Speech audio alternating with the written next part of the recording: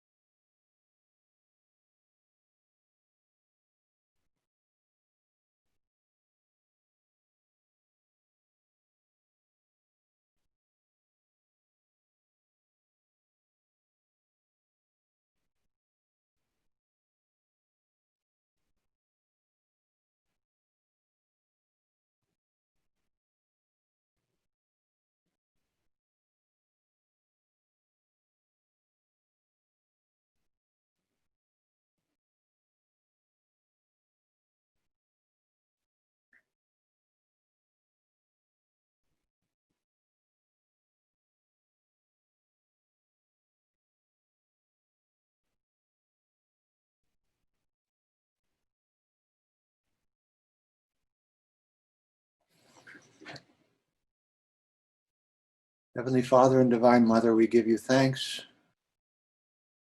We give you thanks. We give you thanks. We are so grateful for the breath that we take, for the sun that warms us, provides us with energy, for the earth beneath our feet, and for the water that we drink. We give you thanks for each other and for the privilege of being students of the fifth epical revelation to our planet. We give you thanks for your indwelling presence, for all the ways in which you embrace us with the flame of your love, through the thought adjuster, through the spirit of truth, through the Holy Spirit. We thank you for the care and watch care of our angels. We give thanks for their presence on this planet. We thank you for the midwayers who have loyally served for so many years the welfare of this planet. We give you thanks for all the ways in which you surround us with your love. In the name of our brilliant and most wonderful and most gracious, most kind, most patient Creator Son and Creative Mother Spirit, we say amen. Amen. So I would like to share a moment with you. Oftentimes, we tend to forget about the presence of our angels. And we're told in the book that nothing but good can come from our efforts to connect with, to love, and to be in association with our angels. And so I'm actually dedicating this next hour to a friend of mine, and I'm going to share now. Let's see. I need to, Jeannie, you need to let me share my screen. My apologies. I will habilitate you.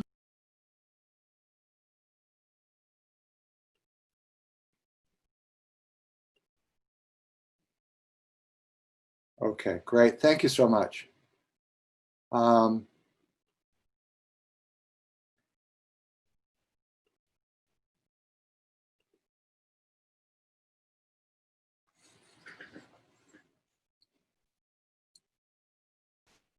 So about a month ago, I had the privilege of being with these two amazing souls. My wife and I, and Steve and Bobby Dreyer. So I dedicate this time to both of them. And as most of you on the phone know, Steve succumbed to COVID-19 about 2 weeks ago. And so we mourn with his dear wife, my sister Bobby. But as the psalmist says, we enter into the gates with a heart of thanksgiving. And I first met Steve in 1975, and since that time, he has been a mentor, a teacher, and most of all, a friend. And what we know is that as we leave this planet, we gather again. What we know is that we are called to greater and greater fields of unity. And I want to say that Steve and Bobby have been incredible peacemakers. And they have done their best in their own way to bring peace to our community.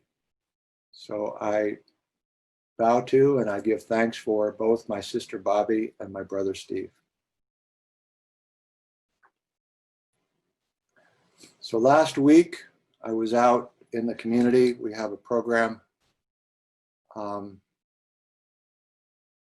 We have a program called Delivering with Dignity, delivering meals to at-risk seniors, seniors who are in hospice or who have no access to food.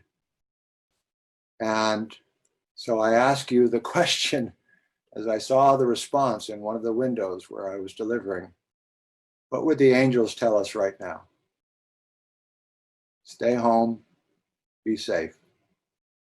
And isn't this a beautiful image of a rainbow? Huh? Rainbow, we're told in the Bible, is the covenant between us and God. And the rainbow suggests the quality of unity and a quality of diversity, the extraordinary beauty and truth and goodness associated with creation. So I ask you a simple question. Do you think the angels are working with us on COVID-19? And let's see, Marilyn had a survey that she asked, and she had her husband field that survey, but I'm actually getting it mentally right now. I think I got the answer. All of you said yes. So thank you. The angels are working with us. They want to see an end to this. They want to see light and life as soon as possible on this troubled, distressed planet. We're told in paper 114, which is an amazing paper, which I encourage you to read and reread and to really learn to appreciate, that there is a seraphic planetary government. And it's interesting they say seraphic because there's actually a resident governor general, there's a Most High, there's a Melchizedek, there's even Christ Michael, who is our planetary prince, who are sort of, if you will, titular and otherwise heads of this government. But they they put seraphic. And the reason I think they put seraphic is that angels really are the hands and feet of God on this planet. They are really the ones who are executing with precision, with kindness, with patience, and with care to move this planet toward light and life. So again, we're told that they are the ones who are here to ensure planetary progress against vital jeopardy. We're experiencing right now vital jeopardy. They're here to ensure against the breakdown of evolutionary progress. So when I teach at the University of Nevada, I put this slide up in the first week of the class. And you'll be surprised the answers that I get from my students. I ask, do we live in a friendly universe, and do you trust the universe? And sadly, I have not yet had a student say that he trusts or she trusts the universe. That's why we have the fifth epoch of revelation. That's why we are given the opportunity to personally experience the quality of trust that God has in us so that we might reciprocate that trust in our lives.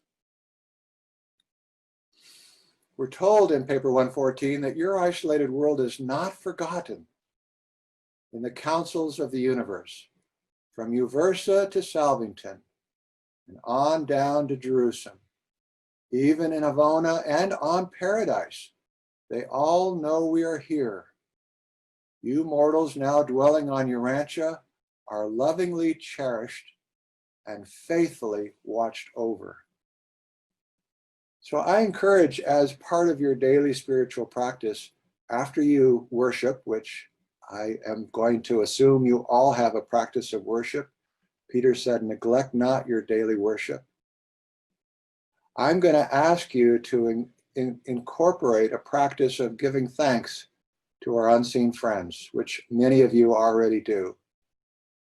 But to make it a daily regimen where you are asking your mind to be focalized, your spirit to be inspired, your steps to be guided in a way that serves our movement toward light and life on this planet, in a way that connects with the planetary master seraphim.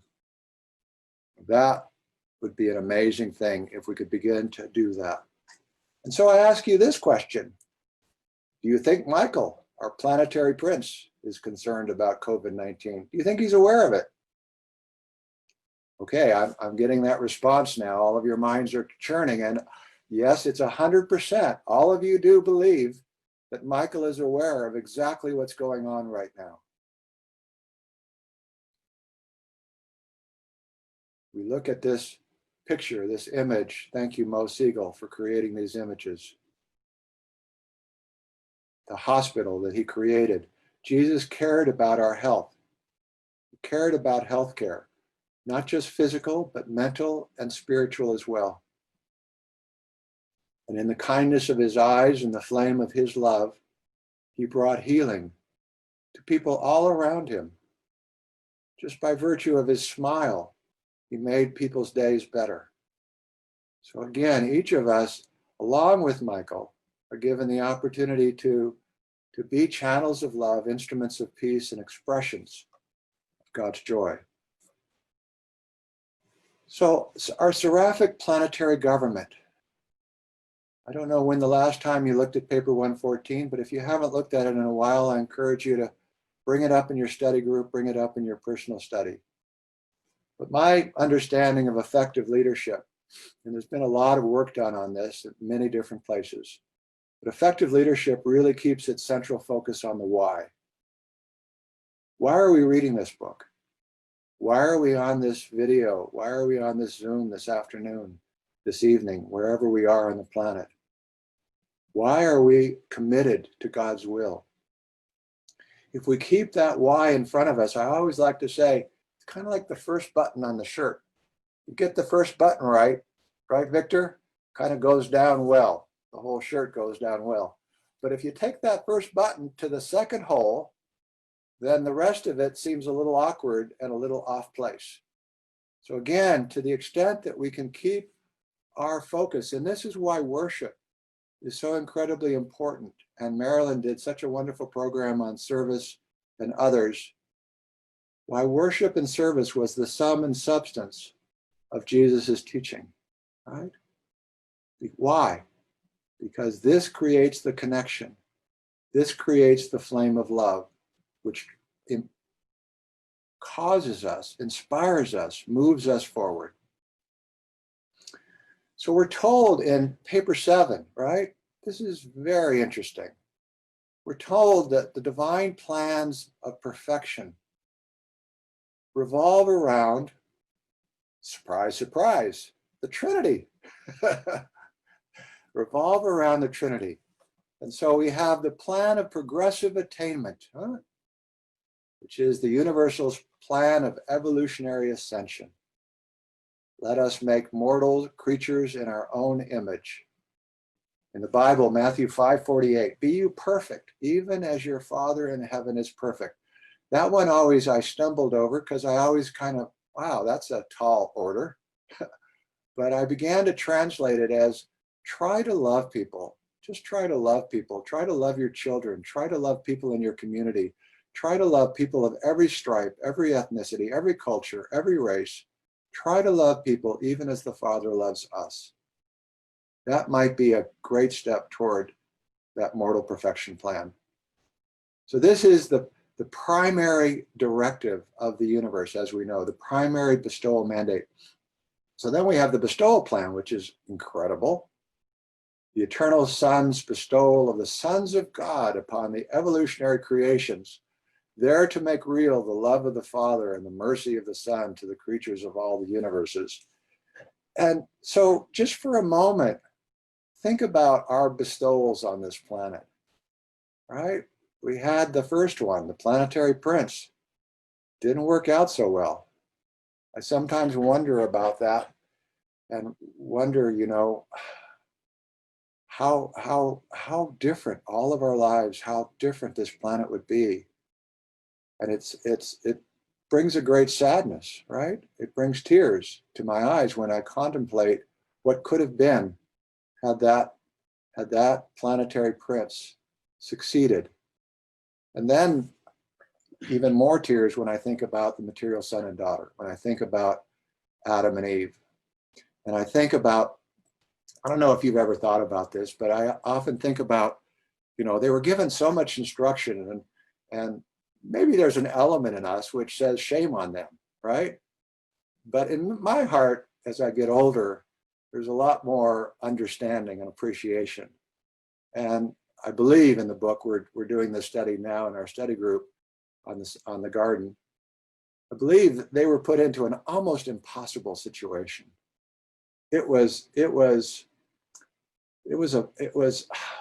a difficulty beyond imagination that they were thrust into, with the Lucifer rebellion behind them, with the level of education. Victor, wonderful presentation on education, with the quality of education on the planet that was there and available, with the quality of consciousness, right? Quality of consciousness that was on the planet. Imagine if they had come after all those years of the planetary prince and his regime. That would have been an interesting assignment. That would have been real possibilities on the part of the Adam and Eve, material son and daughter. And now most of our focus for this afternoon will be on the work of the Infinite Spirit, the tremendous and universal enterprise of mercy ministry executed primarily by the angels. So again, there is operative on the planet a very definite and effective superhuman supervision of world affairs and human destinies. So what that tells me is extraordinary as well, is they're not just interested in the overall collective progression of the planet. They're interested in your progression, in what you're doing. And as I tell my students, there are only 3 principles. Thomas Berry, one of my teachers, said, only 3 principles that govern the universe. And I think the Urantia book corroborates this. There's a quality of unity associated with all creation. There's a quality of diversity that it manifests from that unity, and anything that works against that diversity, whether it's cultural differences, ethnicity, sexual differences, is really working against the very fabric of the universe itself.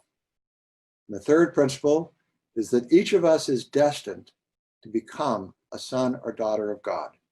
Each of us has been qualified, already pre-qualified. How do you like that? We talk about getting loans, right, during this crisis. You've been pre-qualified with the infinite treasure of being a son or daughter of God, with the unique gift that only you, Victor, that only you, Jeannie, that only you, Pio, can bring to this planet. That is an amazing, amazing invitation. So your planet, in other words, our planet, is a member of an enormous cosmos. You belong to a well-nigh infinite family of worlds, but your sphere is just as precisely administered and just as lovingly fostered as if it were the only inhabited sphere in all of existence. Wow. That excites me. So, Victor, I can see you. Can you read this one for us? Can you unmute Victor, Jeannie? Okay, Gard, yes, happy to. And do you not remember that I said to you once before that if you had your spiritual eyes anointed, you would then see heavens opened and behold the angels of God ascending and descending? It is by the ministry of the angels that one world may be kept in touch with other worlds. For I have not repeatedly told you that I have other sheep not of this fold? These angelic spirits do function to keep one part of the heavenly creation informed concerning the doings of other and remote parts of the universe. And many of the angels, while functioning in the government of the Father and the universes of the sons, are assigned to the service of the human races. When I taught you that many of these seraphim are ministering spirits, I spoke not in figurative language, nor in poetic strains. And all this is true, regardless of your difficulty in comprehending such matters. Thank Jesus. you. Thank you so much.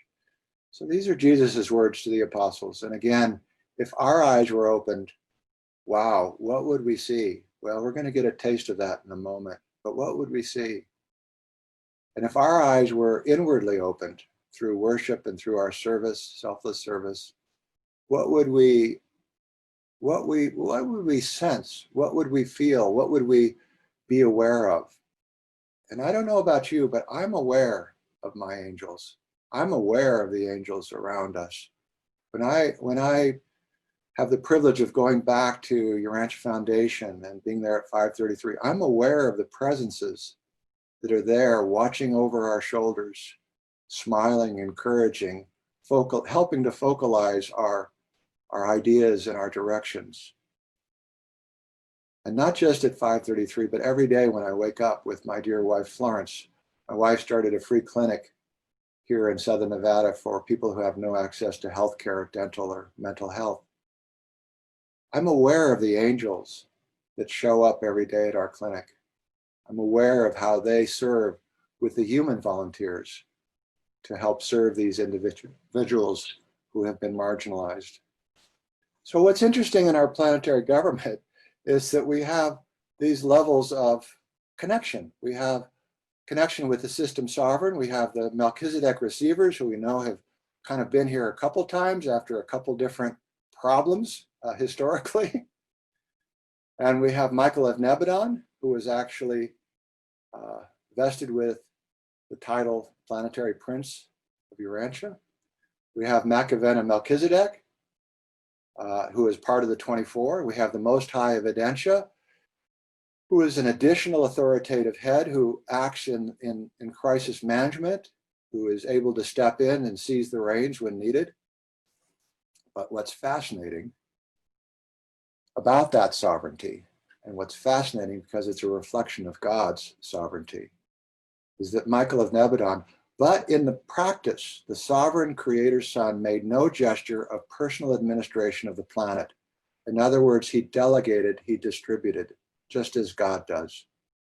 and Makavena Melchizedek, right? The third epical revelation. But this son has made not the slightest move toward modifying the present planetary regime of the resident Governor General.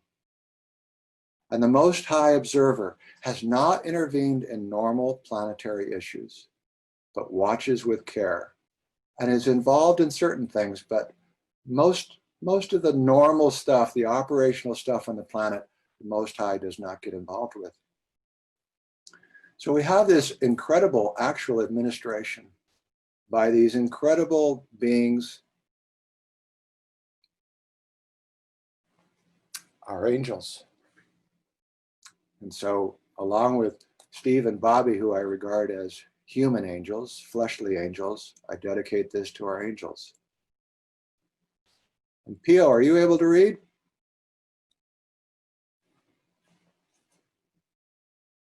Yes. Go ahead. Planetary government, the actual administration.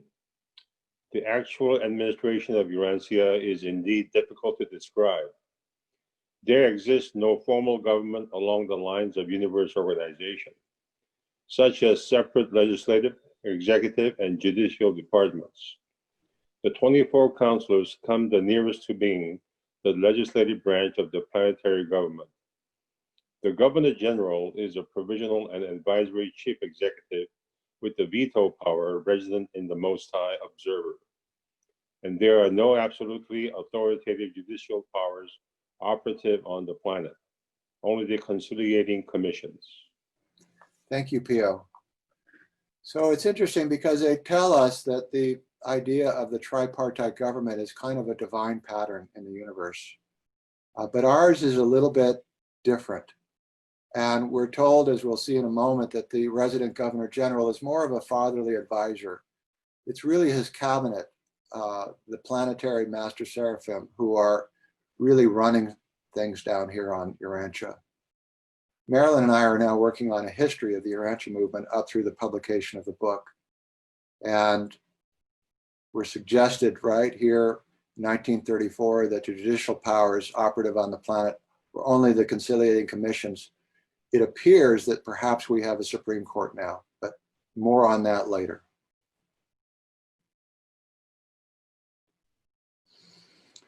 So Pio, could you go ahead and continue to read? Planetary government, the actual administration. Each administrative day on Urantia begins with a consultative conference, which is attended by the Governor General, the planetary chief of archangels, the Most High Observer, the supervising supernaphim, the chief of resident life carriers, and invited guests from among the high sons of the universe, or from among certain of the student visitors who may chance to be sojourning on the planet. The direct administrative cabinet of the Governor General consists of 12 seraphim, the acting chiefs of the 12 groups of special angels, functioning as the immediate superhuman directors of planetary progress and stability. Okay, so there you have it. Each administrative day, right? We have this gathering, this cabinet meeting, right? Governor General, planetary chief of archangels, Most High Observer, supervising supernaphim, and the chief resident of life carriers. Every day. So this special group on Jerusalem were all former leaders. This is the 24. John the Baptist is the present chairman. They are also advisory supervisors of the 36 other rebellion isolated worlds of the system. These 24 supervisors individually make frequent trips. I can imagine it's even more frequent now to these worlds, especially Urantia. They will continue until there is a change in the planetary status, such as the end of a dispensation, the assumption of authority by Makavena Melchizedek, the final adjudication of the Lucifer rebellion, or the reappearance of Michael on Urantia, which he promised to do. The latter is favored by the Melchizedeks. Okay, so I'm going to take another survey, Marilyn. How many of you are in favor of Michael returning, all right? Oh, it's coming in. Here it comes. Yep, I believe you're all in favor of that. Okay, wonderful. Okay. And so there's an image of John the Baptist and Jesus in the river, right? And what an extraordinary experience John the Baptist had on this planet. He saw the best and the worst. And what an extraordinary privilege to have John the Baptist at the head of the 24 counselors and to be part of governing this planet. So we all like Google. This was an image I came up with. Somebody out there, Stephen Sawyer, somebody can do a better image than this, but the 24 counselors, right? And this is from John the Revelator, or we know him as John the Disciple. And round about the throne were the 24 seats. And upon the seats I saw the 24 elders sitting. And so there they are, right? And I'm not going to read them out, but basically the spiritual leaders of all the races, Anagar, the pre-planetary prince, spiritual leader, Monsant, post-planetary prince, spiritual leader, right? Adam and Eve, Enoch, the first mortal to fuse on the planet, Moses, they call him Moses the mourner. He was able to mourn. That is the 5th of the 8 Beatitudes that Jesus shared as the sum and substance of real faith. Elijah, Macaventa Melchizedek, who one day might well take the reins of planetary government. John the Baptist, 1, 2, 3, the first, midware. And then we have temporary assignments until they are filled in sometime later by spiritual men and women who have advanced from the planet. So the resident governor general, this is an important position. Guy, I see you. Can you read this? Every 100 years of Urantia time. Attends, hold on. Faut que tu fermes ton volume. It was echoed from heaven. Resident Governor General, every 100 years of Urantia time, the Jerusalem Corps of 24 planetary supervisors designate one of their number to sojourn on your world to act as their executive representative as Resident Governor General. He is much more a fatherly advisor than a technical ruler. The Resident Governor General represents Salvington as well as Jerusalem. His cabinet consists of 12 groups of special angels. Thank you so much, Guy. And I believe what we know from the book is that the chair of the 24 is not the same as the Resident Governor General. And I believe they tell us that the Resident Governor General is not named because of our proclivity to make statues for such beings. So thank you for understanding us, Revelatory Commission. I think Barbara Newsom has a hand up. Hi, Gard. Hi, Barbara. Presentation, because you know how much I love the Master Seraphim. I don't know where you could add it, but the chief of Seraphim who wrote the paper, and it's a test question I do in a lot of study groups, is not a Seraphim of Nebadon or even from the local system. And I won't do it as a test today, but you would find this reference on 114.6.3. And we don't have the name of our chief of Seraphim either, because every 1,000 years, a volunteer primary supernaphim from paradise comes to head that cabinet. So I think it should be in here somewhere. I'm always impressed by that, and I share it with people because it makes people trust the angels, at least in my experience with people who are not Urantia book readers, and they have that problem of trust. I think it's really significant that after a rebellion, primary supernaphim volunteer for the isolated sphere, and they rotate every 1,000 years. So there's a lot of stability. I agree. And our associate chief of Seraphim is Menosha, who was the second in command on Jerusalem during the rebellion, and that does not change. Menosha remains here as our associate chief. So any rotations in the seraphic government are really managed by about the highest qualified master seraphim we can get, which is Menosha, and a primary supernaphim from paradise. So Barbara, are you saying that Menosha deals with the minutia of Urantia? Yes, I've become aware that Menosha really knows a lot.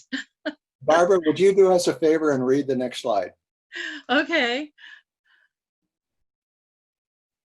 Let's see. Well, now I've got it up. Okay, the seraphim and their associated cherubim have much to do with superhuman government of a planet, especially those isolated by rebellion. The angels, assisted by the midwayers, are supermaterial ministers executing the mandates of the resident governor general and his associates. Well, my goodness, we have 1,194,393,600 individual angels as of 1934, about the same number of cherubim. So the world population in 1934 was about 2 billion. In other words, there may have been more unseen beings on the planet than there were seen beings. That's the level of care that our seraphim have for us. Do you think they're aware of COVID-19? You bet. You bet. Now, I don't know, Barbara, you may have some piece of minutia which might answer this question. I don't know whether their population grows as our population grows, but I often tell people there are probably about as many unseen beings on this planet as there are of us.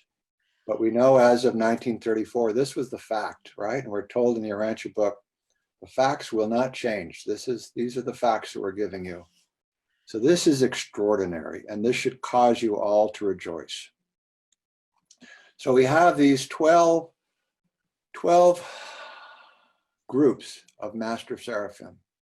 And again, each one has a different kind of project. And this would be another class at another time to go into each of these. We're just going to briefly cover them. So the epical angels, the progress angels, the religious guardians, the angels of nation life, the angels of the races, the angels of the future, the angels of enlightenment, planetary education, there you go, Victor, the angels of healthcare, the home angels, the angels of industry, the angels of diversion, and the angels of superhuman ministry. And again, it may be our imaginations, but I would like to suggest that we all use our imaginations in a more creative way and in some fashion align ourselves with the work, the projects of these groups. Neil Waldrop, former trustee, has written some great work on this and suggested that this alignment is really important because as we learn in the book, our thoughts are really amplified, our minds are focalized by the angels, but they don't directly tell us what to do. They encourage us. So they've been encouraging mortals all throughout the ages, right? So here, none of these angelic groups exercise direct or arbitrary control over the domains of their assignment. They cannot fully control the affairs of their respective realms of action, but they can and do so manipulate planetary conditions and so associate circumstances as to favorably influence the spheres of human activity to which they are attached, right? So there you go. Free will, right? The sovereign free will that each of us carries. These over 2 billion, and maybe it's a much larger number now, these angels respect. So it is for us to will to be cooperative in their ministry. So Chris, can you read this next one? The Master Seraphim of Planetary Supervision utilize many agencies for the prosecution of their mission. They function as ideational clearinghouses, mind focalizers, and project promoters. While unable to inject new and higher conceptions into human mind, they often act as to intensify some higher ideal which has already appeared within a human intellect. Okay, so going back to Marilyn's presentation, I want you to imagine what kind of habits could we create to help them intensify those higher ideals?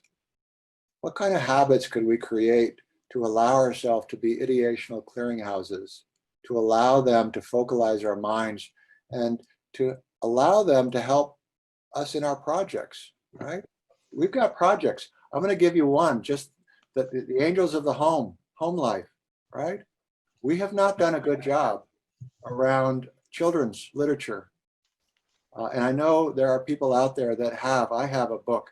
I'm looking for an illustrator, right? I'm looking for somebody to help. We need to start creating, if you will, more literature for the children to introduce them to these ideals, these ideas. We need to get the next generation. I heard somebody earlier say, how do we get the next generation? Well, we didn't really have the materials. We had a very sophisticated PhD book of 2,097 pages, 96 pages that very few of us have actually read the whole thing. So we need to think about the projects that can help these angels. Go ahead, Chris, can you read this one? But aside from these many means of positive action, the Master Seraphim ensure planetary progress against vital jeopardy through the mobilization, training, and maintenance of the Reserve Corps of Destiny. The chief function of these reservists is to ensure against breakdown of evolutionary progress. They are the provisions which the celestial forces have made against surprise. They are the guarantees against disaster. Okay, I like that word, guarantee against disaster. So these are the living men and women chosen for their mental capacity, spirituality, versatile thought adjuster, and being dedicated to a cause, and this is the bolded part, without need for recognition. Human assistance to an appropriate celestial group. They have special capacity for being secretly rehearsed in deep mind for emergency missions in world affairs. So again, we humans are part of this link of planetary oversight and watch care. Some of us conscious, some of us unconscious, but we have a place and we need to foster, if you will, an increase in this number. So as of 1934, 962, all of which were unconscious of their roles except for 20. And here's some possible examples, in my opinion, of reservists. So think of COVID-19 and think of the one person who really turned the deck, who really turned the chapter on our exploration of disease. I would suggest to you it was Louis Pasteur. If you've not seen the Turner Classic movie on Louis Pasteur, I encourage you to. It's a tale of bravery and of courage, of foresight, of insight, of really asking for help. And then we have some sense Abraham Lincoln was probably a reservist. I think Thomas Edison was probably a reservist. And if you know anything about Will Rogers and what he did as a recreational, diversionary entertainer, he helped to mold the early part of the 20th century in his comic wit. He was almost the Voltaire of the Western United States. He caused people to sit up and think about how we were doing things. So again, we have these examples and we need more heroes like these. We need to amplify these heroes on the pages of history. There is another reserve corps, the Cosmic Reserve Corps of Destiny. Of universe conscious citizens on Urantia now numbers over 1,000 mortals, whose insight of cosmic citizenship far transcends the sphere of their terrestrial abode. But I am forbidden to reveal the real nature of the function of this unique group of living beings. So I also dedicate this presentation to a lady who I was privileged to know back in the 70s, and early 80s, Christy Christensen. So David, are you in a position, David Kulicki, to read this?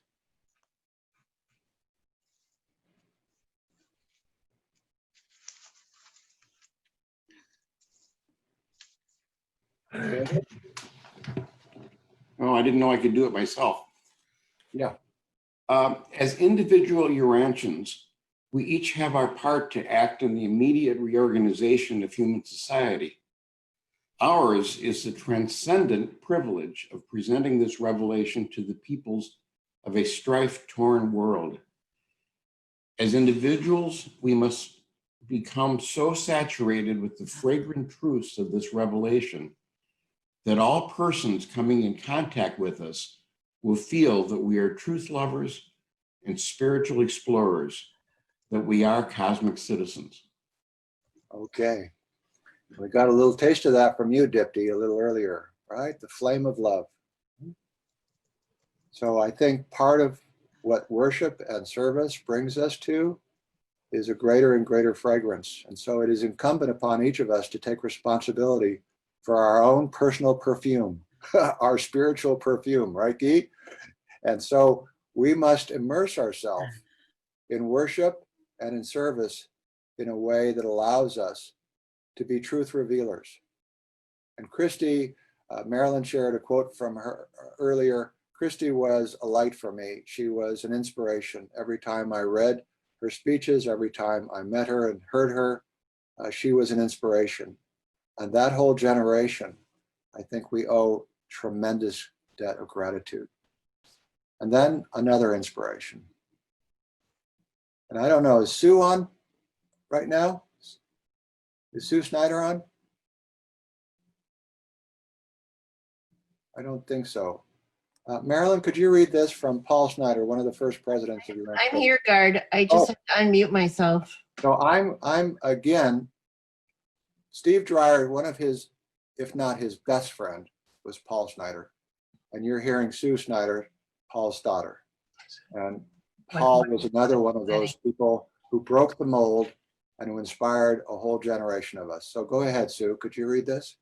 The next stage in our organizational mission is to transform the Brotherhood from an essentially white, middle-class, Christianized American movement to the beginning of its larger destiny as a worldwide fellowship of believers.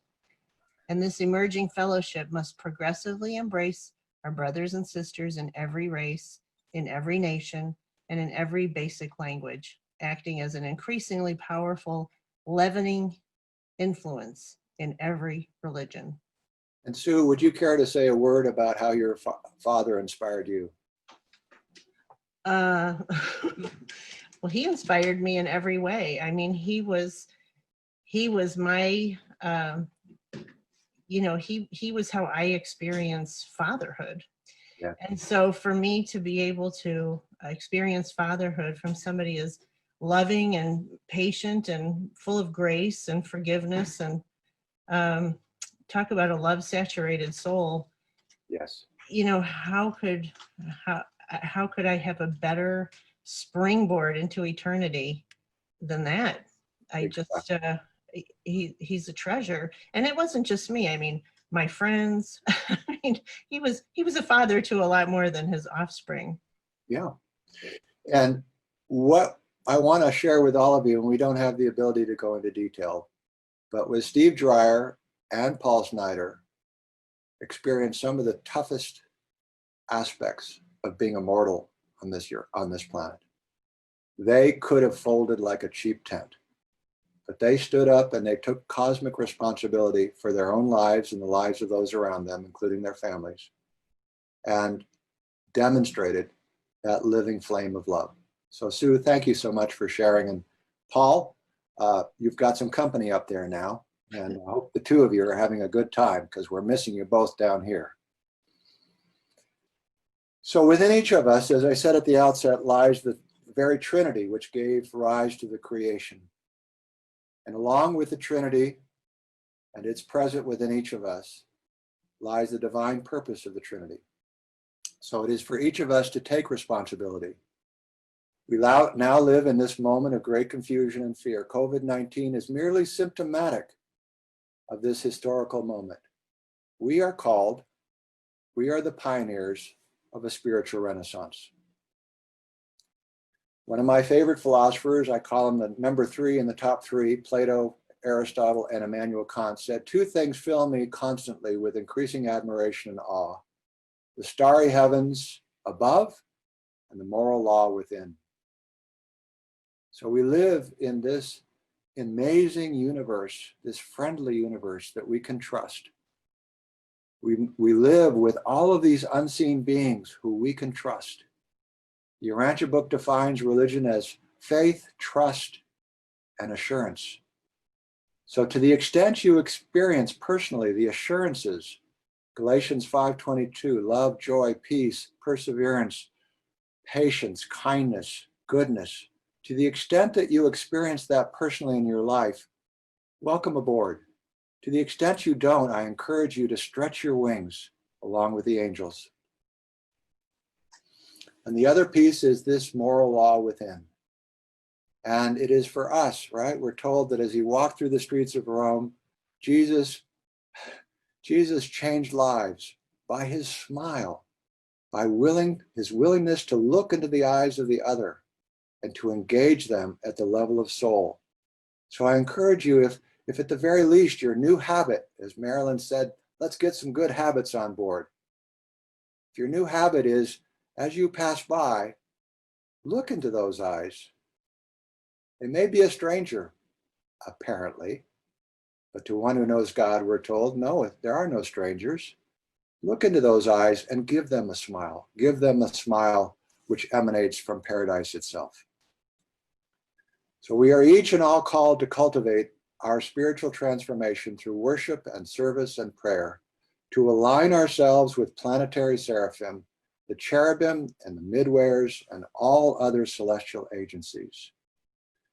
We are told they love human beings, and only good can result from your efforts to understand and love them. I salute the very highest within each of you. God bless you. I am going to unshare now. Thank you, Gard. Wonderful presentation. Thank you very much. So I think we have just a minute or two if there are any questions. Hi, it's Sue again. May I make one comment about that quote that you pulled from my dad? Please. He wrote that in 1976. Yep. And it's just as true today as it was then. Yep. And I on top of the many things I call him, I would say visionary would be up there. Absolutely visionary, Sue. I will share with you, and I don't think George DuPont is on the line, but I'm not allowed to share a lot about trustee meetings, but I will share this. George DuPont very often will say, we've got to un-Americanize this revelation. We've got to globalize it. And we all agree. We all agree. And that's what we're doing. And I want to, a la Stephen Colbert, tip of the hat, wag of the tail to you, Chris, and to you, Jeannie, and to you, all of you. Your team is amazing. And what you've done here now a couple times is absolutely extraordinary. And I'm praying that after this all settles, the dust settles on COVID-19, this format of education will not go away. We will amplify this, and pretty soon it won't be 80 to 100, it'll be 1,000 on the Zoom calls, and we'll get people from all parts of the planet. So again, Chris, Jeannie, everybody, thank you so much. Thank you so much, Gard. Now we have 4 minutes of rest. Do it whatever you want. And we will our next presentation will be offered by Elizabeth Callahan and Marvin Garland. Marvin Garland. Yes, thank you very much. I had to read it. So please. May I ask a question? Sure. Yes. I've been reading the Urantia book since '73. And I guess I am a few that I've actually read it twice. So I come across the Urantia Millennia 3 edited edition 2020. Has anybody heard of this? And what it is, it's, I'll read this first paragraph. It says, revealing the current state of the universe's circumstances in Nebadon in association with the Archangel Deliria, a liaison and confidant of Elan Abba Melchizedek, the sage of Capri, acting as primary correlate of the Ovana teaching missions, and Trinidad's messenger associated, assigned to the extension planetary operatives in Orlacta, in conjoint association with a host of authorized universe liaisons, enlisted in the reconstructed supreme forces of Lambdantia by mandate of the magnificent forces of the eternal Christ of Nebadon, and under the guidance of Her Majesty Christa Maya, the Universal Mother Spirit of Nebadon. So what this is kind of like an update since the Urantia book. And it kind of lays out what, you know, where Lucifer, and actually it's Lucifer Felix 37, you know, is on trial. And it's kind of coming to an end. And so it kind of explains some of that. It also explains, you know, the founding of the Urantia papers, going back to the 1800s, when it was first thought of by the Melchizedeks to give this to us. And it kind of goes through that they're about the forum and about they say about 400 people had worked on this paper or on the Urantia book before it was put into a paper. And so all this is quite exciting to me. And, you know, I was skeptical at first, but after reading this, it's a quite short book, maybe 50 pages, but it makes sense. And I'm just wondering if anybody has heard this. Yes, if I could speak. I read that a few months ago and did a report on it on the Urantia website on Facebook. This book has major inconsistencies with the Urantia book, contradicts things, it uses different definitions than the Urantia book clearly spells out. And as far as I'm concerned, it's a fake. Sorry.